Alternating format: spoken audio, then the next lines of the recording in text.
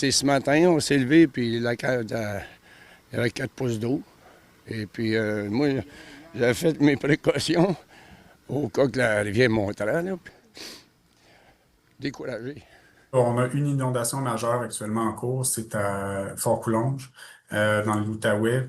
Principalement, c'est en Outaouais, dans les Laurentides et la Naudière, là, qu'on a les principaux enjeux, là. 18 heures hier soir, on a décidé d'enclencher les mesures parce qu'il fallait ériger des digues de sable là, tout le long de la route. Là. En fait, c'est une centaine de voyages de camions que ça a pris pour faire le long de la rive. On pense que ça va dépasser ce qui est prévu, mais la température nous aide beaucoup là, actuellement parce qu'il fait frais.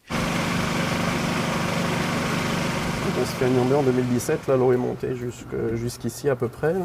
Et ça a rentré... Et ça a poussé la fenêtre là, qui était sur le bord de débarquer. Là. Puis c'est rentré, puis ça a inondé le sous-sol. Là. On est dans l'antique quartier-ville et le niveau de l'eau de la rivière des Prairies a énormément monté durant la fin de semaine.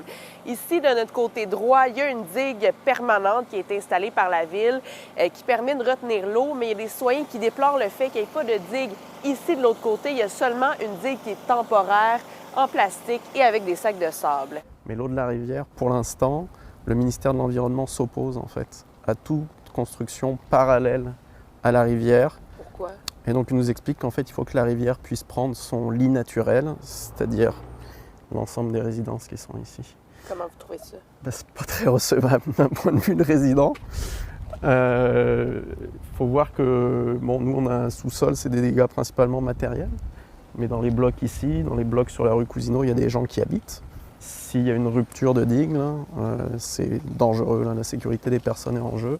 Ça fonctionne quand même, mais c'est toujours installé dernière minute. Hier, l'eau commençait à monter, l'égout ici commençait à saturer. Il a fallu qu'on se mette tous les résidents à essayer de protéger les garages ici au plus vite. Est-ce que vous dormez bien présentement? Pas terrible. Pas terrible, non. On dort d'un demi-œil et puis moi je fais même des rondes. Là. Je me lève au milieu de la nuit là, puis je vais vérifier qu'effectivement l'eau est toujours à un niveau satisfaisant. La bonne nouvelle, c'est qu'il y a très peu de précipitations de pluie qui sont prévues cette semaine. Par contre, le nord des Laurentides et l'Abitibi-Témiscamingue pourraient recevoir quelques flocons dès ce soir. À Montréal, Élie Mercure, pour Nouveau Info.